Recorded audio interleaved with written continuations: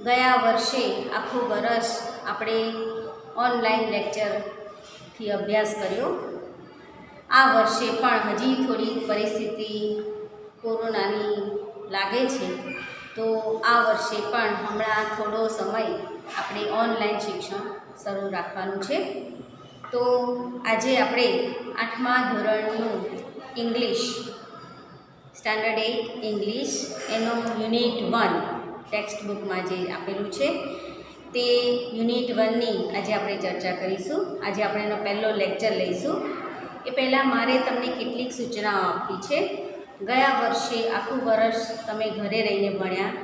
હું જાણું છું કે ઘણા બધા સ્ટુડન્ટ્સે નોટ્સ બનાવી નથી, પણ હવે આ વર્ષે એવું નહીં બને। એકાદ 2 મહિનામાં કે 3 મહિનામાં સ્કૂલો ખુલી જશે, તો તમે જ્યારે સ્કૂલે આવશો ત્યારે તમારી પાસે ત્યાં સુધીમાં જેટલું ઓનલાઈન એજ્યુકેશન તમને આપવામાં આવ્યું હશે તે બધું જ તમારે તમારી નોટમાં લખેલું હોવું જોઈશે। કેમ કે જ્યારે સ્કૂલે આવશો ત્યારે એ નોટ્સ તમારે લઈને આવવાની રહેશે અને ત્યાંથી પછી અમે આગળ કન્ટિન્યુ કરીશું। એટલે આજથી મારો પહેલો વિડીયો હું મૂકું છું આ સત્રનો। તો આ વિડીયો દરમિયાન કે આ આખા લેક્ચર દરમિયાન હું જે કંઈ સૂચના આપું તેને તમે બરાબર ધ્યાનથી સાંભળજો, અને જે એક્ટિવિટીઝ હું કહું, એક્ટિવિટી સોલ્વ થશે એટલે હું કહી દઈશ કે આ એક્ટિવિટી તમારે નોટમાં લખવાની છે, એટલે તમે એ સાંભળી અને એ એક્ટિવિટી તમારે એ પ્રમાણે નોટમાં લખી નાખવાની છે। આમ તો હું લેક્ચરના અંતે ફોટા મોકલું છું, પણ બાય ચાન્સ કોઈ વાર એકાદ એક્ટિવિટીનો ફોટો મૂકવાનો રહી ગયો હોય તો તમે વિડીયો ધ્યાનથી સાંભળ્યો હશે તો તમે સમજી ગયા હશો કે આ એક્ટિવિટી મારે નોટમાં લખવાની છે, તો તમે લખી નાખશો। બરાબર છે? એક જ ફૂલ સ્કેપ બનાવવાનો છે ઇંગ્લિશનો। હું જે કંઈ પણ લખવા આપું તે બધું એક જ નોટમાં લખવાનું છે। ગ્રામરનો યુનિટ ચાલશે, વ્યાકરણનો, તો એને પણ આ જ નોટમાં લખવાનું છે। એક જ ફૂલ સ્કેપ બનાવવાનો અને એમાં સારી રાઇટિંગમાં વ્યવસ્થિત સરસ મજાના અક્ષરોથી સુંદર દેખાય તેવી રીતે જે એક્ટિવિટીઝ તમને મોકલીએ ફોટા પાડીને અથવા તો તમને વિડીયોમાં જે સૂચના આપી હોય તે પ્રમાણે બધી જ એક્ટિવિટીની નોટમાં લખવાની છે।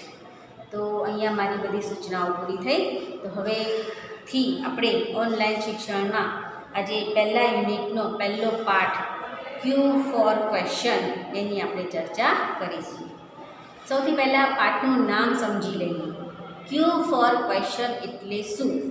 તો ક્યુ ફોર ક્વેશ્ચન એટલે જેમ આપણે આખી એબીસીડી નાના બાળકોને શીખવાડીએ છીએ, A for apple, B for ball, C for cat, D for dog, એવી રીતે આ ક્યુ ફોર ક્વેશ્ચન। ક્વેશ્ચન એટલે પ્રશ્ન, પ્રશ્નોત્તરી। આપણો આખો પાઠ પ્રશ્નોત્તરી પર આધારિત છે। તમે કોઈ વખત ક્વિઝ કોમ્પિટિશન જોઈ હોય, ટીવીમાં જોઈ હોય, એમ તો આપણી સ્કૂલમાં પણ આયોજન કરવામાં આવ્યું હતું, પણ ઘણા 4-5 વર્ષો થઈ ગયા, ત્યારે તમે નાના હશો, બપોરપાળીમાં હશો, એટલે તમે સવાર પાળીની ક્વિઝ કોમ્પિટિશન નહીં જોયું હોય, પણ ટીવીમાં તો તમે બધા ઘણી વખત જોતા જ હશો। સંગીતની ક્વિઝ કોમ્પિટિશન હોય છે, જનરલ નોલેજની હોય છે, અને એનાથી વધારે તમને એક બહુ સરસ ઉદાહરણ આપો કે તમે કેબીસી કૌન બનેગા કરોડપતિ જે અમિતાભ બચ્ચન દ્વારા બતાવવામાં આવે છે તે તો તમે બધાએ જોઈ જશે। બસ એવી જ રીતે આપણા પાઠમાં એક શાળામાં આવી ક્વિઝ કોમ્પિટિશનનું આયોજન કરેલું છે અને એના ઉપર આપણો આખો આ પાઠ છે। એ કેબીસીમાં કેવું હોય છે કે 10 પાર્ટિસિપન્ટ હોય, 10 સ્પર્ધકો હોય, એમાંથી કોઈ પણ એકને સિલેક્ટ કરી અને એને હોટ સીટ પર બેસાડે છે। એવી જ રીતે આપણા પાઠમાં પણ આ સ્કૂલમાં જે આયોજન કરવામાં આવ્યું છે ક્વિઝ કોમ્પિટિશનનું, એમાં પણ એવું જ રીતે આયોજન કરવામાં આવ્યું છે। તો આપણે એ પાઠ સમજીએ એ પહેલાં એક્ટિવિટી 1 એમાં આપણને એક સરસ મજાનું ઇન્ટરવ્યૂ આપ્યું છે। આપણે ઘણા બધા મહાન નેતાઓ, મહાન અભિનેતાઓ, મહાન વ્યક્તિઓ, લેખકો, કવિઓ, આ બધાના ઇન્ટરવ્યૂ આપણે ટીવી પર જોઈએ છીએ।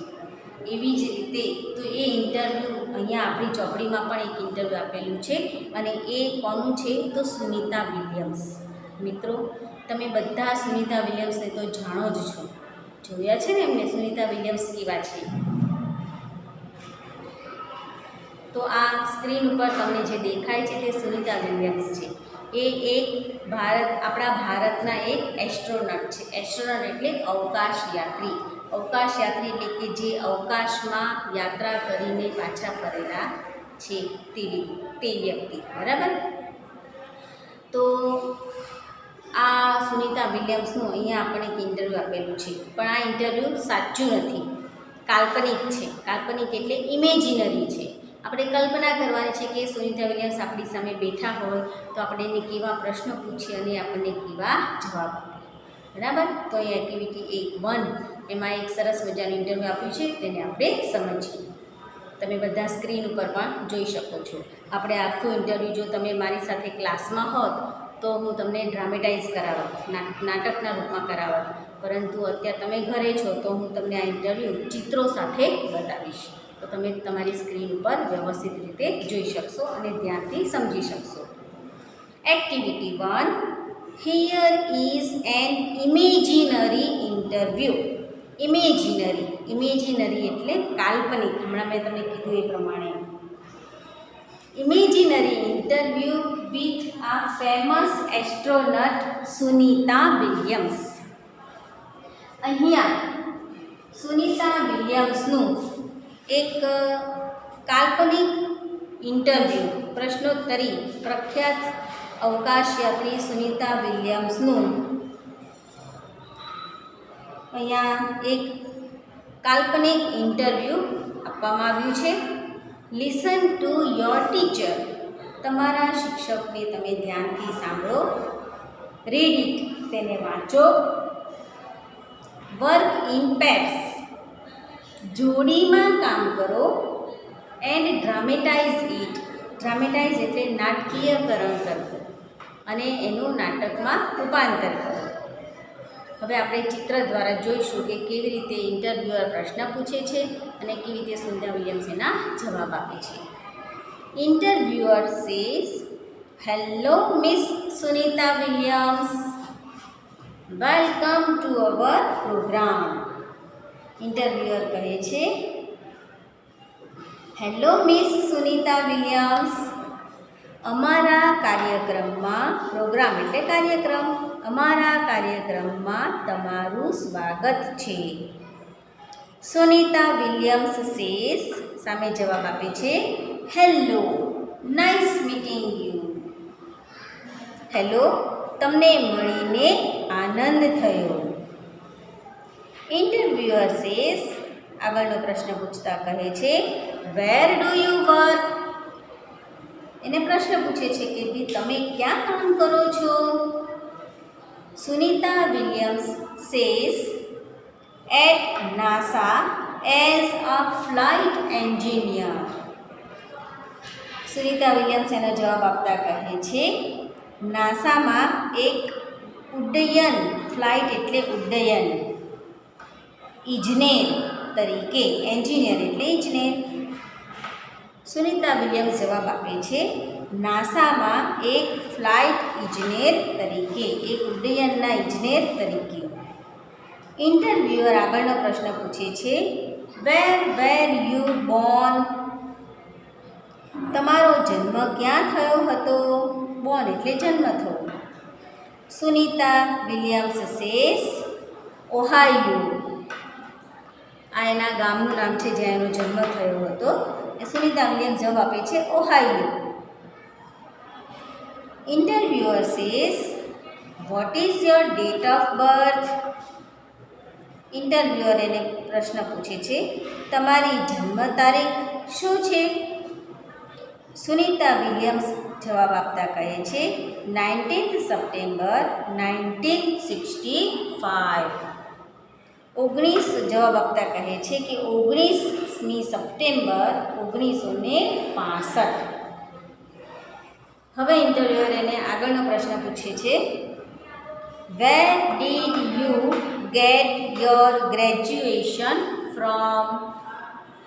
તમે તમારું ગ્રેજ્યુએશન અથવા તો સ્નાતક, ગ્રેજ્યુએશન એટલે સ્નાતક, તમે ક્યાંથી સ્નાતકની પદવી મેળવી છે.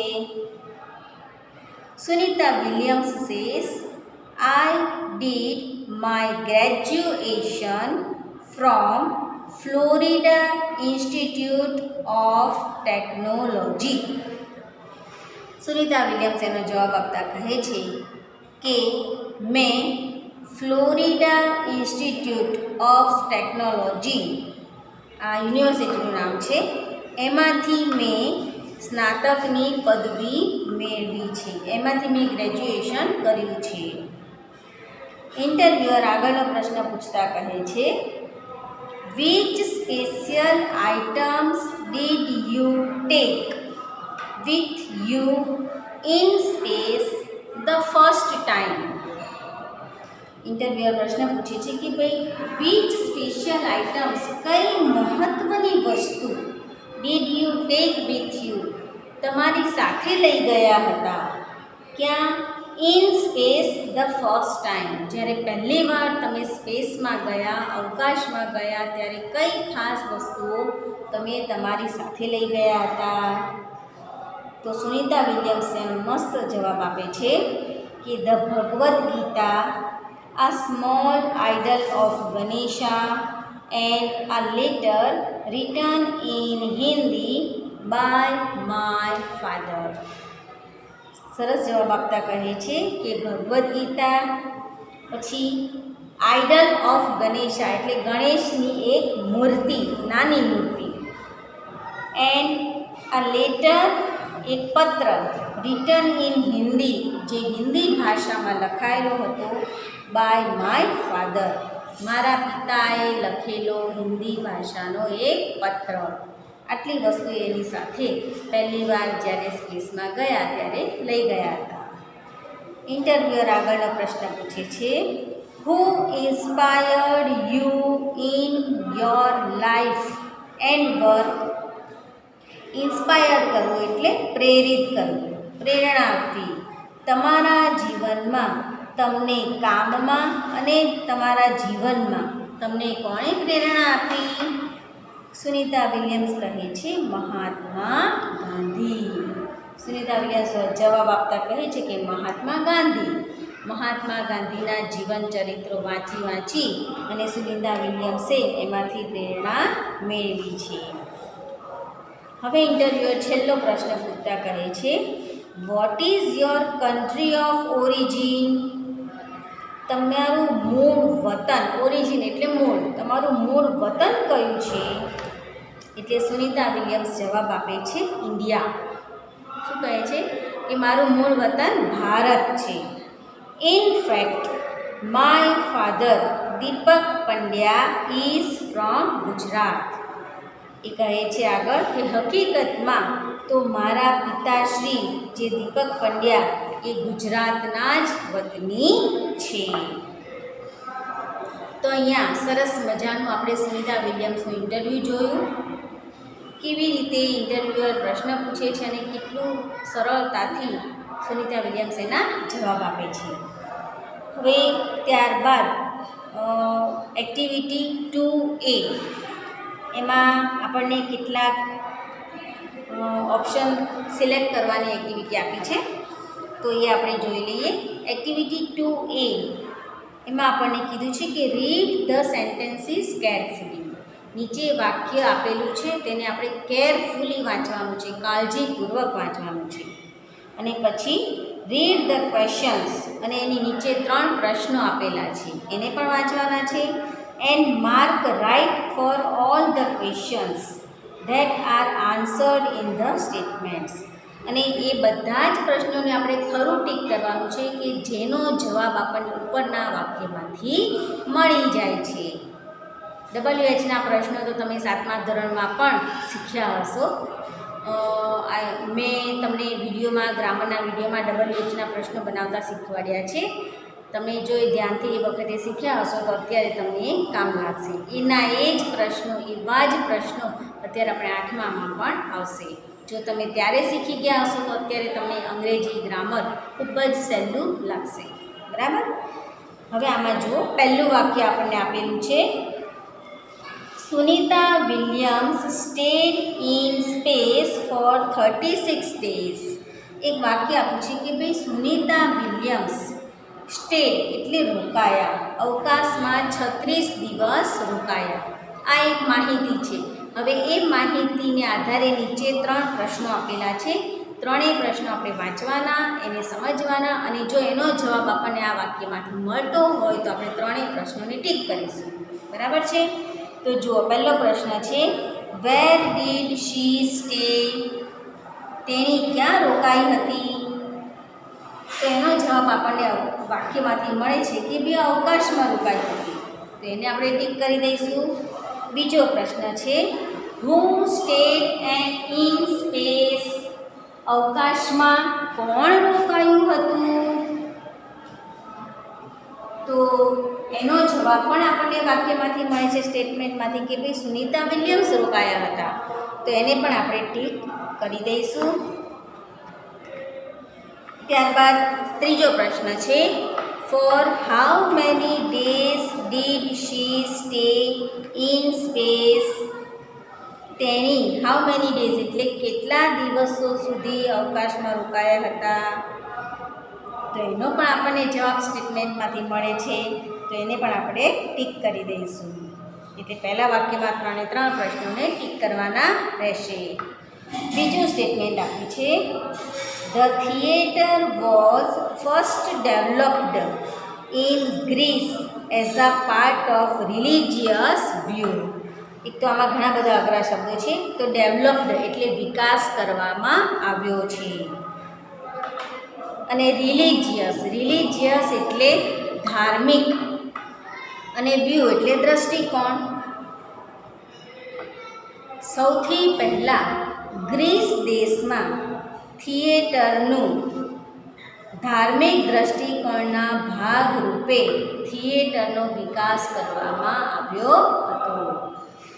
હવે જુઓ, એનો નીચે પહેલો પ્રશ્ન છે, what was developed in Greece? ગ્રીસમાં શેનો વિકાસ કરવામાં આવ્યો હતો? તેનો જવાબ આપણને મળે છે કે ભાઈ થિયેટરનો. એટલે એને આપણે ટીક કરી દઈશું. બીજો પ્રશ્ન છે, why was the theatre developed? થિયેટરનો વિકાસ કેમ કરવામાં આવ્યો હતો? શા માટે કરવામાં આવ્યો હતો? તો એનો જવાબ પણ આપણને સ્ટેટમેન્ટમાંથી મળે છે કે એના ધાર્મિક દ્રષ્ટિકોણના ભાગરૂપે. એટલે એને પણ આપણે ટીક કરી દઈશું. ત્રીજો પ્રશ્ન છે, where did the first theatre develop?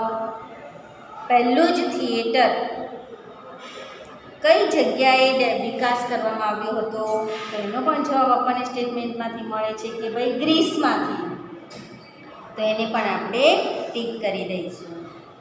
ત્રીજું સ્ટેટમેન્ટ છે, the first newspaper advertisement appeared on the back page of a London newspaper in 1625. વાક્ય સમજવા જેવું છે કે ભાઈ 1625ની સાલમાં લંડન નામના ન્યૂઝપેપરના બેક પેજ, છેલ્લા પેજ ઉપર ધ ફર્સ્ટ ન્યૂઝપેપર એડવર્ટાઇઝમેન્ટ સૌથી પહેલી છાપાની જાહેરાત દેખાઈ હતી. 1625ની સાલમાં લંડન નામના છાપાના છેલ્લા પાના ઉપર છાપાની સૌથી પહેલી જાહેરાત છપાઈ હતી. તો હવે એનો પહેલો પ્રશ્ન જુઓ, when did the first newspaper advertisement appear? સૌથી પહેલી છાપાની જાહેરાત ક્યારે છપાઈ હતી? તો એનો જવાબ છે 1625માં. એટલે એને આપણે ટીક કરી દઈશું. બીજો પ્રશ્ન છે, who gave the first advertisement in 1625? 1625ની સાલમાં કોણે પહેલી જાહેરાત છાપી હતી? તો અહીંયા વાક્યમાં આપણને કોઈનું નામ નથી આપ્યું. એટલે આ વાક્યને આપણે ટીક કરીશું નહીં. તો ત્રીજો પ્રશ્ન છે, where did the advertisement appear in the London newspaper? એટલે લંડનના છાપામાં જાહેરાત ક્યાં દેખાડી હતી? કઈ જગ્યાએ છાપામાં જાહેરાત બતાવવામાં આવી હતી? તો એનો પણ આપણને જવાબ મળે છે કે ઓન ધ બેક પેજ, છેલ્લા પેજ ઉપર. તો એને પણ આપણે ટીક કરી દઈશું. એવી રીતે ચોથું સ્ટેટમેન્ટ આપેલું છે, Kiran Bedi is the first woman IPS officer of India. Kiran Bedi એ ભારતની સૌથી પહેલી સ્ત્રી IPS ઓફિસર છે. તો હવે એના માટેનો પહેલો પ્રશ્ન છે, who is the first woman IPS officer of India? ભારતની સૌથી પહેલી સ્ત્રી IPS ઓફિસર કોણ છે? તેનો જવાબ આપણને મળે છે ઉપરના સ્ટેટમેન્ટમાંથી કે કિરણ બેદી. તો એને આપણે ટીક કરી દઈશું. બીજો પ્રશ્ન છે, વોટ ઇઝ કિરણ બેદી? કિરણ બેદી શું છે? તો એનો પણ જવાબ આપણને મળે જ છે કે બી IPS ઓફિસર છે ભારતની. તો એને પણ આપણે ટીક કરી દઈશું. ત્રીજો પ્રશ્ન છે, when was Kiran Bedi selected as an IPS officer? Kiran બેદીનું IPS ઓફિસર તરીકે એની પસંદગી ક્યારે કરવામાં આવી હતી? તો ઉપરના સ્ટેટમેન્ટમાં આપણને એનો જવાબ મળતો નથી. તો આપણે આ પ્રશ્નને ઠીક કરીશું નહીં. પાંચમો પ્રશ્ન છે અને છેલ્લો છે, Mahatma Gandhi was born in Porbandar on 2 October 1869. Mahatma ગાંધીનો જન્મ 1869ની સાલમાં 2 ઓક્ટોબરે પોરબંદરમાં થયો હતો. તો પહેલો પ્રશ્ન આપ્યો છે, when did Mahatma Gandhi go to Delhi? Mahatma Gandhi Delhi ક્યારે ગયા હતા? તો એનો કોઈ આપણને જવાબ ઉપરના સ્ટેટમેન્ટમાંથી મળતો નથી. તો આપણે એને ટીક કરીશું નહીં. બીજો પ્રશ્ન છે, where was Mahatma Gandhi born? Mahatma Gandhi ક્યાં જન્મ્યા હતા? તો આપણને એનો જવાબ મળે છે કે ભાઈ પોરબંદરમાં. એટલે આપણે એને ટીક કરી દઈશું. અને છેલ્લો પ્રશ્ન છે, what is the birth date of Mahatma Gandhi? Mahatma ગાંધીની જન્મ તારીખ કઈ છે? તેનો પણ આપણને જવાબ મળે છે કે 2 ઓક્ટોબર 1869. તો એને પણ આપણે ટીક કરી દઈશું. તો વિદ્યાર્થી મિત્રો, આ એક્ટિવિટી 2A એ તમારે નોટમાં આવી જ રીતે લખવાની છે. બધા જ પ્રશ્નો લખવાના અને જે પ્રશ્નો સાચા છે એને આપણે ટીક કરીશું, જે ખોટા છે એને આપણે એમનેમ રહેવા દઈશું. ત્યારબાદ 2Bમાં પ્રશ્નો બનાવવાના છે. તો એ મારે સમજાવતા થોડી વાર લાગશે. એના માટે મારે લાંબો પીરિયડ જોઈશે. તો એને આપણે પછીના લેક્ચરમાં લઈશું. અત્યારે આપણે પહેલાં એક્ટિવિટી 3 સોલ્વ કરી લઈએ, જે તમારે નોટમાં લખવાનું છે. ભલે થોડી એક્ટિવિટી આડી અવળી થાય એનું કોઈ ટેન્શન નથી, પણ હવે આ પીરિયડ લાંબો થઈ જશે એટલે આપણે એ પ્રશ્નો બનાવવાની પદ્ધતિ હું તમને નેક્સ્ટ લેક્ચરમાં શીખવાડીશ. તો હવે એક્ટિવિટી 3 જોઈ લઈએ. Here are some riddles. અહીંયા કેટલાક ઉખાણાઓ આપેલા છે. Try to solve them in groups. ભેગા મળી અને એને આપણે સોલ્વ કરવાના છે અને એના આન્સર પણ નીચે લખવાના છે. પહેલું છે, it begins just where it ends. હું તમને સમજાવું છું, ધ્યાનથી સાંભળજો કે તે શરૂ થાય છે ત્યાં જ પૂરો થઈ જાય છે, અથવા જ્યાંથી પૂરો થાય છે ત્યાંથી તે શરૂ થાય છે. And your lovely house there it stands. અને તમારું સુંદર ઘર પણ એના ઉપર રહેલું છે. What is it? એ શું છે? તેનો જવાબ આવશે રોડ, રસ્તો. બીજું ઉખાણું છે, નો ટંગ નો ઇયર. જીભ નથી, કાન નથી. I can speak and sing and here. છતાંય હું બોલી શકું છું, ગાઈ શકું છું અને સાંભળી શકું છું. હુ એમ આઈ? હું કોણ છું? તેનો જવાબ આવશે ટેપ રેકોર્ડર. બરાબર? આપણે એમાં ટેપ કરીએ છીએ એટલે બોલે છે. આપણે બોલીએ છીએ, આપણે જ્યારે બોલીએ છીએ ત્યારે સાંભળી પણ શકીએ છીએ અને એમાંથી ગીત પણ વાગી શકે છે. એને જીભ નથી, કાન નથી, છતાં પણ. ત્રીજું છે it runs night and day. તે રાત દિવસ દોડે છે. બટ ઇટ નેવર રન્સ અવે. પરંતુ તે ક્યારેય દોડીને આગળ જતી નથી. What is it? તે શું છે? તેનો જવાબ આવશે ક્લોક, ઘડિયાળ. બરાબર, ઘડિયાળ ચાલુ જ હોય પણ છતાં એ દિવાલ પરથી કંઈ આગી ખસે નહીં. અને છેલ્લું છે this house on wheels runs આ રેસ. પૈડા ઉપરનું આ ઘર દોડે છે. It tax people from place two place. અને તે લોકોને એક જગ્યાએથી બીજી જગ્યાએ લઈ જાય છે. What is this? એ શું છે? તો ટ્રેન. કારણ કે ટ્રેનમાં સૂવાની પણ બર્થ મળે છે આપણને, એટલે સૂઈ પણ શકીએ છીએ. ને ટ્રેનમાં રસોડું પણ હોય છે જેનાથી આપણને ખાવાનું પણ મળી જાય છે. એટલે ઘર જેવી એક આપણને ફિલિંગ લાગે છે. એટલે ટ્રેન અહીંયા જવાબ આવશે.